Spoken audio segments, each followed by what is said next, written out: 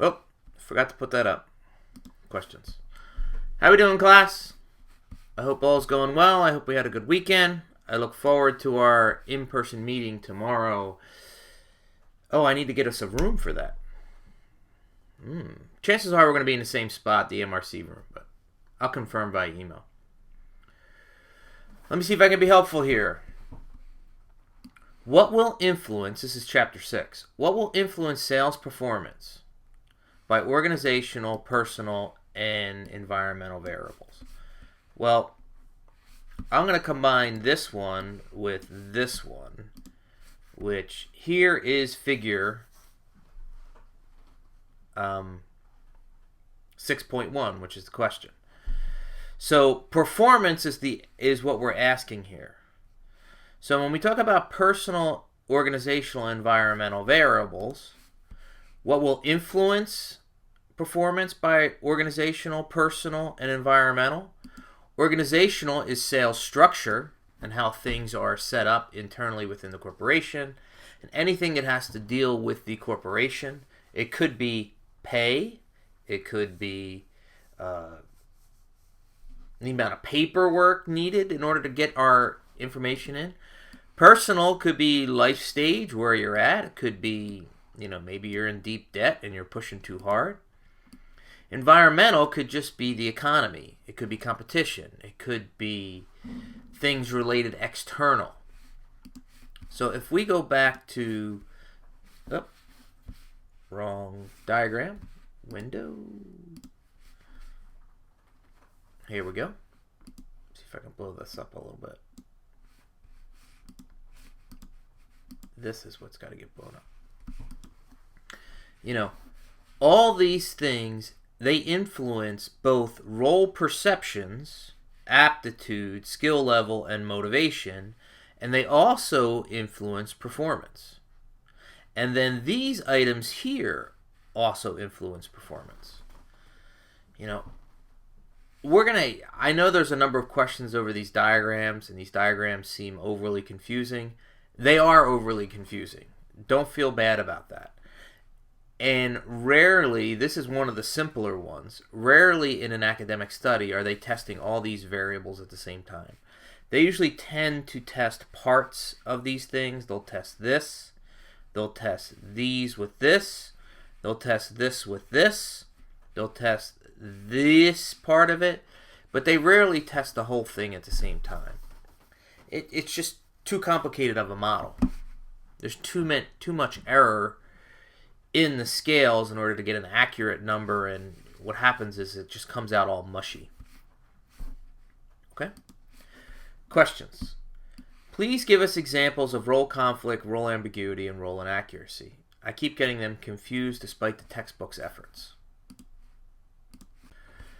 So I'm going to answer this question, and this also covers the question people looking for exhibit. Please explain exhibit 6.4 a little bit more detail. Now, this is how I want you to think about this. Role accuracy equals conflict and ambiguity. Now, expectations is here too, and it's just your expectations of what's going to happen. Or expectations is sort of like thinking ahead.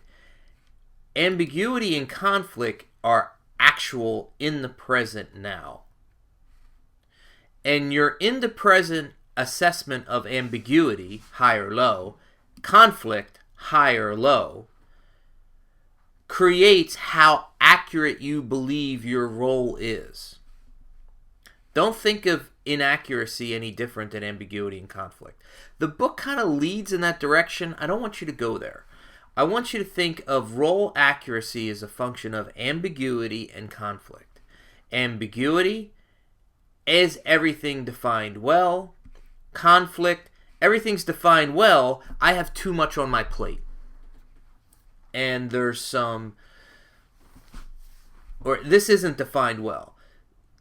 Conflict is we have a defining issue, but it's here ambiguity, we don't know what we're doing.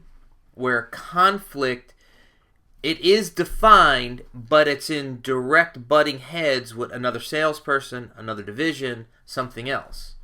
It isn't clearly delineated. Okay? What are some famous companies that demonstrate, implement organizational citizenship behaviors? Believe it or not, this is a very easy question. And the poster child of all poster childs for OCB is Zappos. This book, the founder of Zappos, Tony Hesh. If you just Google either Zappos or Tony Hesh, there's probably 100 posts a day on the blogosphere in the internet about Zappos and how OCB that they are. Now, I doubt very much in this book they actually talk about organizational citizenship behaviors, like that word is mentioned.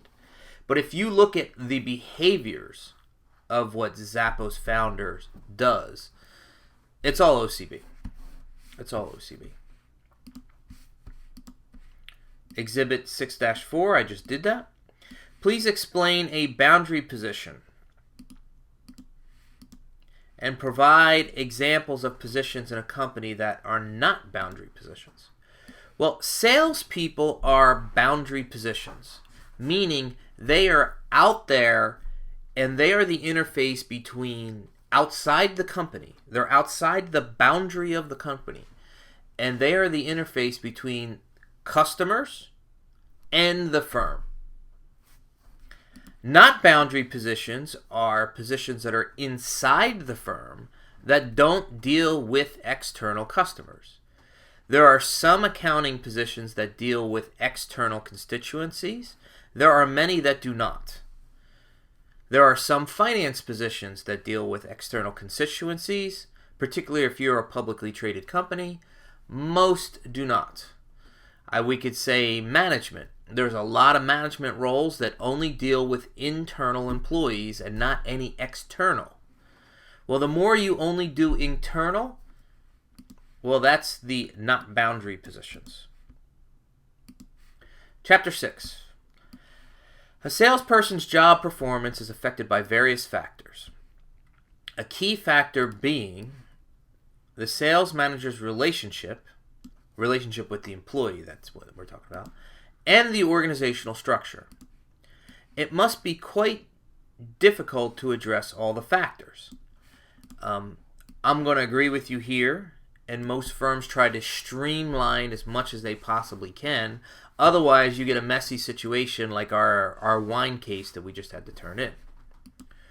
Which do you think a company should primarily or initially focus on? Now, this being hypothetical, it's really a function of the dynamics of what's happening in the firm. You do need to think about both, and a sales manager has to think about both. But if you think about the wine case, this is probably more important, and this is what's leading into this situation. So I would order them. Fix this first, then fix this. It could be situations where this relationship is the bigger problem, and you could fix this one later. It depends on the dire needs of the firm, and it's really a case-by-case scenario. How far can a salesperson go, legally and ethically, in fulfilling a key accounts request that conflicts with the organization and status quo? Let me finish reading the second half of this, and let me see if I can help here. Is the salesperson in every situation simply taking the chance and hoping management will be satisfied with their creativity? I don't think so. And the reason why is usually, remember, it's rare for a salesperson to be complete, even though they're a boundary spanning, even though they're outside the firm. Usually the salesperson's outside the firm, but is not acting independent of the sales manager or the company.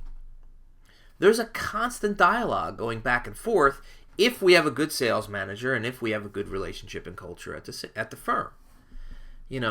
So usually the salesperson can easily run things by management to see, okay, what's kosher and what's not kosher.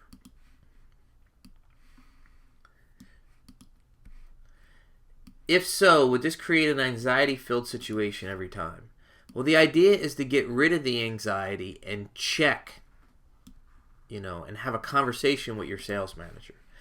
This is the easy one. What is legal and what is illegal is black and white. There's company policies that are black and white. There's rules and regulations, city, state, federal. What is legal and what is illegal is black and white. What is ethical and what is unethical, that's another ballgame. Okay? This usually comes down to the norms and culture and behavior of what is socially acceptable of the firm. Because you can do something completely unethical that is completely legal. And that's why ethics is, more gray than black and white. Okay, chapter 7 questions. I believe we have all experienced having a star on the team. Yes. Some of the others may be discouraged since a star has always been number one. Perhaps. Also, the star, him or herself, may lose his or her enthusiasm with the job. As the leader of a sales group, what would you do to motivate everyone? Now, hopefully, good sales managers, you're not competing versus your peers or the star. You're competing against yourself in your territory versus past experience. So I think the metaphor would be, think about being a student in an MBA classroom. Are you really competing against the other students in your classroom? No, not directly. Your effort, your time, your score, your grades is really a function of you, not vis-a-vis the class. It's not like only one person in this class can be the star and only him or her can get an A. No. And new school selling environments is more like a classroom as opposed to a winner-take-all. Because there's just too many dynamics. The number one or the star could be in New York City. Well, New York City is the largest media market in the country. Well, whoever has that market's probably going to do better. The corporate headquarters of many firms are there. There are dynamics that are unique to each individual product line or geographical area. Hopefully a sales manager has you competing more with yourself as opposed to the other members of your team. If certain personalities are common amongst the best salespeople, then how can a company effectively recruit for salespeople that most closely fit their profile? Well, there are some personal characteristics that are stronger, and some firms do a very good job in the selection process of looking for these.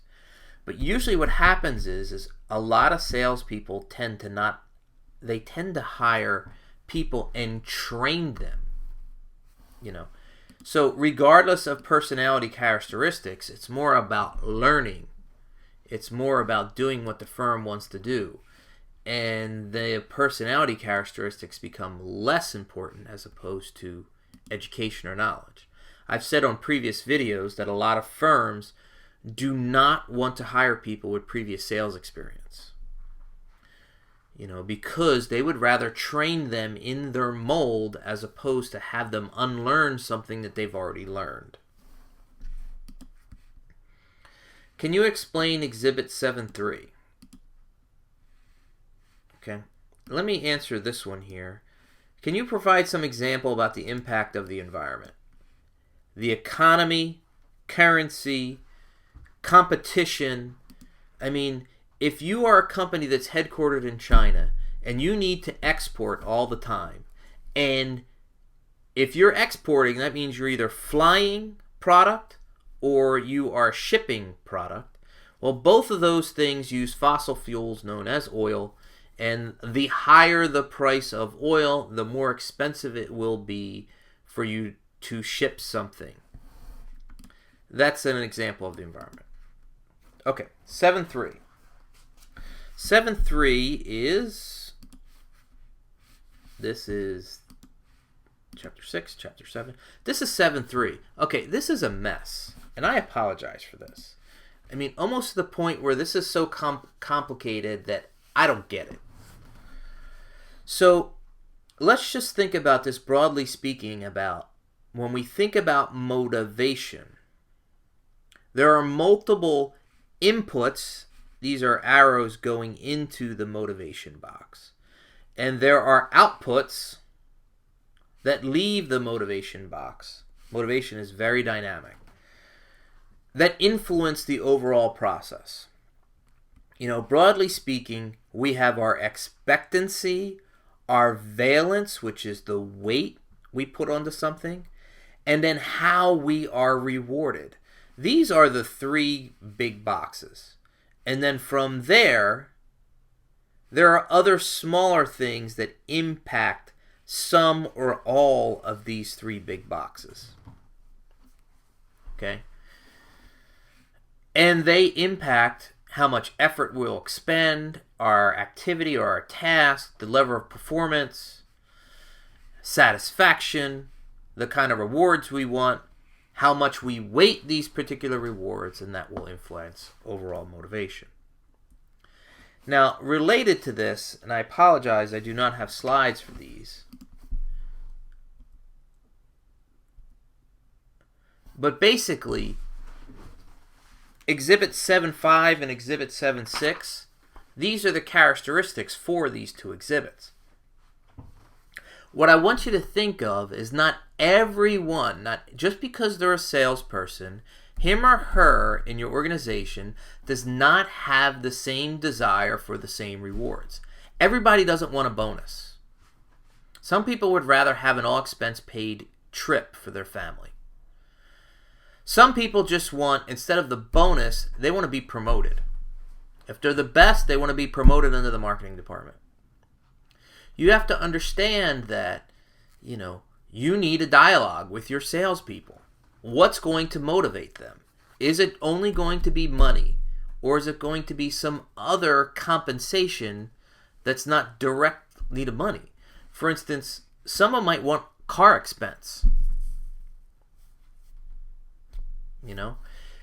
Younger salespeople without families may be more interested in money, but those with families might be more interested in stability, job security, less commission, more base salary. Depends on where you're at in your life stage. How much experience you have, the more experience, the older you probably are. And then some of this is personality traits. Oh, that's a bummer. Undo. And these will all roll into a big ball of wax. How much you make attributions of how you feel about performance. Okay? So that's all these questions wrapped up. How does a new employee with little experience avoid getting caught in the middle between company policy and customer desire? Well, if you're a new employee and you weren't trained well, you're going to get caught. If you're a new employee, you don't have a good relationship with your sales manager, you will get caught. If you are a new employee and it's extremely vague to what you can and cannot do, you will get caught.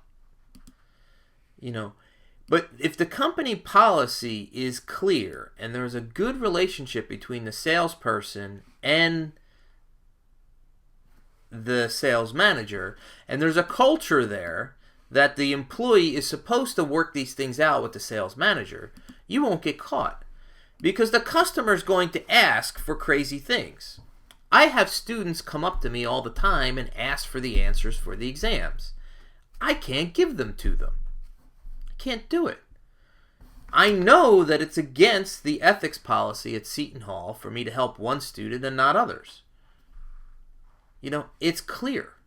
So I don't get caught, regardless of the level of questions I get from my customers. That would be you, the students. And plus, there are situations where, I had one last semester with a student. I went in and had a deep conversation with my department chair, and together we made a decision on how we should, what we should or should not do with the student. Okay? Questions, Chapter 7. Accept the methods mentioned in the badge. Are there other ways to motivate the sales force? I think I've touched on this in an earlier question. There's either intrinsic or extrinsic motivations. Some are monetary and some are non-monetary. And they will fluctuate depending on the life stage of the employee or how they weight or their valence for one reward versus the other. How does a sales manager motivate the disengaged employees who have plateaued without disrupting organizational roles and establishing a new career path? Okay, so let me see if I get this. We have a disengaged employee who at the moment has plateaued, but we can't do something as transfer them and get them out of this plateaued scenario and messing up the relationship within the other sales organizations. Well, it's time for a conversation. It very well may be the case that the disengaged employee just needs a little time and attention, a little conversation, a little tender love and care, a little acknowledgement. It could be that the disengaged employee hasn't had a training session in a very long time. It could be that the disengaged employee has not been, we can't establish a new career path and we can't promote them or switch territories. There's little job variety, and it's the same old and the same old and the same old. Perhaps this disengaged employee has not had a new product to sell in a long time. So I would start with a conversation. I would start with, how or why are they disengaged? But at the same time, there has to be some self-motivation with the employee. The sales force is usually the revenue-generating engine for the firm. If you have someone who's completely disengaged and they're out there, at some point, they have to motivate themselves. There's a little bit of carrot and stick. Yes, there's some carrot, but there's also some stick, too. If you want to graduate from the MBA program, you got to put the time and effort in. Some of it's got to be on you as well. That said, I still would start a conversation first and then go from there. If motivating a sales force depends on various factors, how does it become costly for a company to provide so many different incentives, rewards? Okay. Yes, it does provide various factors. Does it become costly? Yes, it does become costly. And it's not costly necessarily in terms of money. It's not costly necessarily in terms of financial resources. It is costly in terms of time and effort. That's the cost. That's the cost. And a sales manager's got to be careful. How much hand-holding do you do? And how much do you let the salesperson figure it out on their own? How much flexibility for different things, for different, is there a menu of rewards or is there a appetizer list of rewards? Meaning, is there 25 different reward types or is there 8 different reward types? The company has to decide this, and it comes down to resources. Time and money, and I think time is the bigger of the two. Are some of the typical compensation structures used by companies for salespeople? What are some of them? And how does some of the selling roles affect the optimal balance between commissions and salaries compensation plans? Well, think about it this way. Percentage-wise, you can have, and let me just type a little bit here. So you have salary,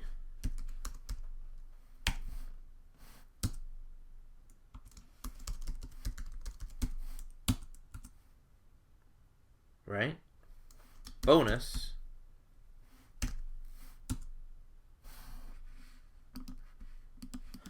so now, if you have a company that 90%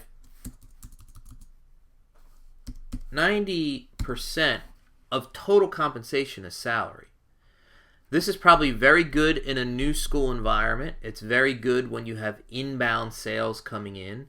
It's very good if you want an emphasis on relationships. But your salespeople might not be overly go-getters in this scenario. If you have this kind of scenario where 80% of total compensation, oh, by the way, when I should say salary, this is really base salary, meaning it's fixed. Commission, if you have a situation where you have 80% of total compensation being commissioned, these salespeople are going to be very, very, very aggressive because their entire salaries are based a function of sell, sell, sell, sell, sell. A, B, C, always be closing, always be closing. You're going to have a tough time in this kind of environment trying to have a new school selling environment where you're valuing relationships when these people only get paid if they sell something. So what do you think they're going to try to do? Sell, sell, sell, sell, sell, sell, sell. Always be closing, always be closing.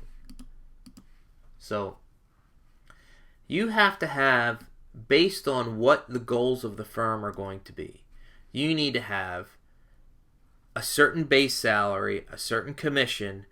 Now, bonus is different than commission. Commission is only if you sell something. Bonus is like a reward if you meet certain thresholds, both in numbers of units, both in profits, both in overall revenue number. This is over and above. You could do base salary plus commission, and if you do really well, bonus as well. I hope that's helpful here. Our final set of questions. The chapter began with describing the need to balance two goals of product development and cultivation of a customer-centric firm. Okay? However, as U.S. companies on the global stage increasingly emphasize knowledge workers and innovation, will this accelerate a trend of having customer service elements be located outside the firm? It depends. It certainly could. And our text is mostly U.S., North American, individualistic culture based. But if a firm wants to really do well and really sell well abroad, they need to have salespeople abroad in those local environments and also culturally and behaviorally adapt the selling environment to that nation. Here's a perfect example. Even though the U.S. and the United Kingdom are both very individualistic in nature, selling in the United Kingdom is radically different than the U.S. We are considered very, very aggressive, even new school selling environments. In the UK, it's almost, particularly in the pharmaceutical industry, it's almost always a soft sell, meaning let's develop a relationship, let's go to dinner, let's have conversations, let's do all these things. It's rarely a big presentation with, working them down to, okay, will you buy or not? The United States and North America tends to be the most aggressive in that sense. In some collectivist societies, even what happens in the UK, some Asian and collectivist societies, even what happens in the UK is overly aggressive. And I've heard U.S. salespeople be frustrated when they go to Japan because they really don't know whether there's a deal or not done.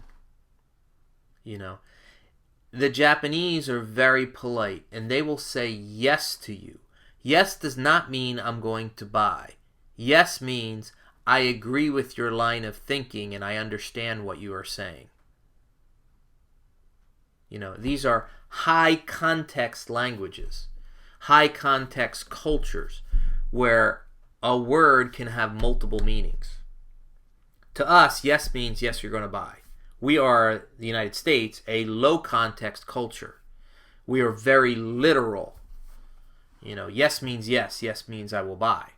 But in many collectivist Asian societies, that's not the case. You need to have a longer term relationship. There needs to be more complex. It's more complex.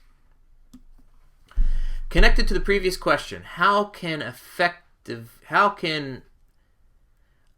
company effectively engage in CRM if on its own it is focused almost purely upon product development innovation, while an outside company performs the customer service engagement?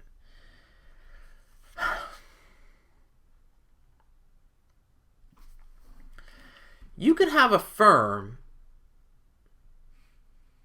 if the outside company is managed well and directed well, and both the product development division and the customer service selling engagement division use the same CRM database. Even if this is an outside firm, it could work. It's not impossible.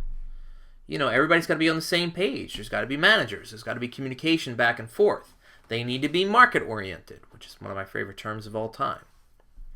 Can this make it more difficult to perform customer-centric activities involving the product because of this gulf between the two companies?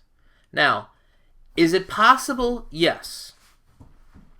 Most of the time, though, if you are in a situation with a steep skew, meaning CRM, where you have a small number of companies that are responsible for a large number of your total revenue, chances are you're not outsourcing the customer service engagement selling function. You have to do it internally because just too much of your revenue source is a small number of people. You can do it with a small sales force. And what happens is when you have a situation where you're trying to reach, you don't have a steep skew. If you don't have a steep skew, then you might have to outsource your sales force and you might need a CRM database for everybody to be on the same page. Also, what effects can come from the outside firms providing a customer perspective, but not itself makes the product? Well, if the outside firm is compensated well and they are the contracted and legal representative of the company, they are de facto part of the company, even though they're outside the firm.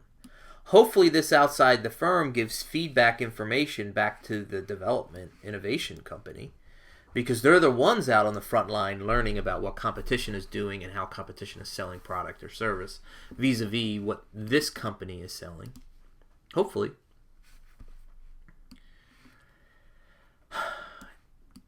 Tomorrow night, I'll be there in person. If there's more detail here, just ask. The conflict described on 228 and 229, this is role conflict, role ambiguity. I had to go back and double check. Is that the closer the supervision is, the more reduced ambiguity, but the more increased role conflict for salespeople. Perhaps, not always though. Because usually you have less ambiguity, but that doesn't mean you have more conflict with the salespeople. There could be conflict between the salesperson and the sales manager, but usually it's conflict between a salesperson and another salesperson, or the salesperson and a division, or conflict between one product line and another product line, or conflict between customer A and customer B. Therefore, is there a particular mixed balance that usually appears when managing salespeople, given that they operate on boundaries within the firm? For instance, the text describes that B2B salespeople prefer close supervision. I would agree with this. But the nature of the work, such as needing creativity over party, make it more ideal to have less direction. Well, there are some scenarios in B2B selling where the salespeople, every either service offering or product offering is customized. So the salesperson is selling a product or service to customer A, B, or C, and every time they sell to A, B, or C, it's completely customized to them. A good example of this would be Oracle and their databases. Oracle has a standard package, they have a database, they have software, but every company has specific needs to what to do with that database and who has access to it and how it gets coded and what information and how the information gets into the database and how the information gets dispersed from outside the database. So there has to be a salesperson that has, the nature of the work is more, they need a little bit less direction because the salesperson has to go out and customize. How much of an extent are expectancy perceptions, like what I expect, quantified in a typical company's operations? Well, if we go back to previous chapters and we talk about forecasting, a lot of times it's your expectancy, the salesperson or the sales manager, expectancy of what's going to happen in that particular territory. So it's very much an extent. But at the same time, if a salesperson is in a territory and they're the number 2 player, and they're the number 2 player by double-digit market share, well, that expectancy plays into the psyche of the salesperson. They have to sell against a dominant 800-pound gorilla. How much effort does the management devote to predicting about particular employees, about their certain expectancy to a quantifiable degree? If the salesperson is involved in the forecast and developing what's going to happen and what their quote is going to be, they're very involved. I think on average, again, this varies from company to company, they're very involved, and the employees, the salesperson's expectancies are usually communicated with the sales manager. Because if you have a salesperson's expectancy and you have a sales manager's expectancy and you have a scenario like our Valley Wine scenario where no one hits the quota, well then guess what? Then you have a disconnect and then you have a major problem. Okay? Thank you for your time. I thank you for your energy. If you have any questions, we'll be in person tomorrow night. Thanks.